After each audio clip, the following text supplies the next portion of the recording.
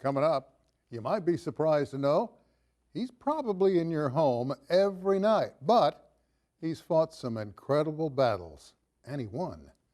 That's next on Perspectives.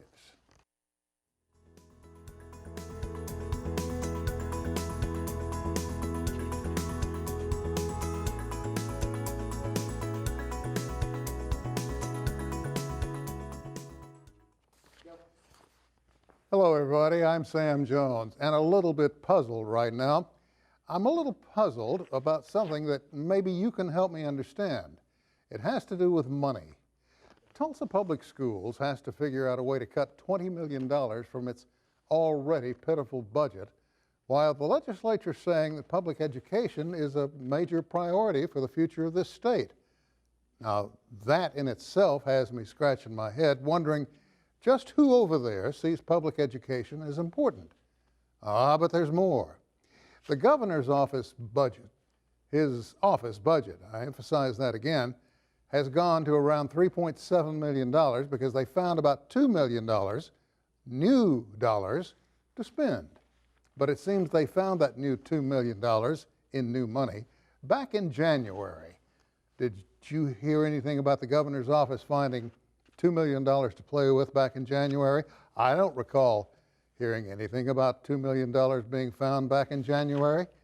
It turns out that $2 million is going to be used to promote or reassign staff and pay for higher salaries in the governor's office.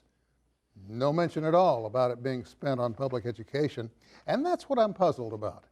You know, it seems to me if you really feel public education is important to the future of this state, wouldn't you find a way to spend newly discovered dollars, especially $2 million in discovered money found 9 or 10 months ago that we didn't hear anything about, on public education?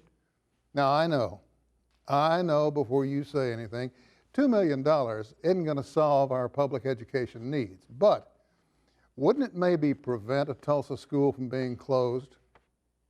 Wouldn't it prevent more students from being jammed into already crowded classrooms and telling underpaid, overworked teachers just to deal with it? We'll never know about that, but we do know folks in the governor's office are going to enjoy some hefty salary increases. One particular Stafford is going to get a $20,000 increase in salary. You know any teachers that are going to get a $20,000 raise? Me either. So as I said earlier, I'm really puzzled. And one more thing.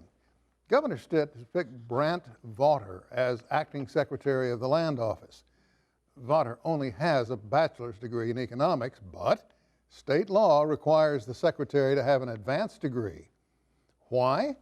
Well, the office oversees $2.4 billion in money and deals. It deals entirely with oil and gas assets and in land. Revenue from that is supposed to benefit education. No problem, says the governor. He aims to get the law changed so his appointee can keep the job.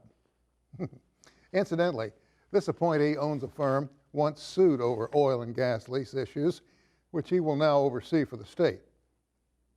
Am I missing something here? Like I said earlier, I'm puzzled, and that's my perspective. Coming up, he's probably in your home every single night of the week. But there may be things you don't know. We'll talk about that when we come back.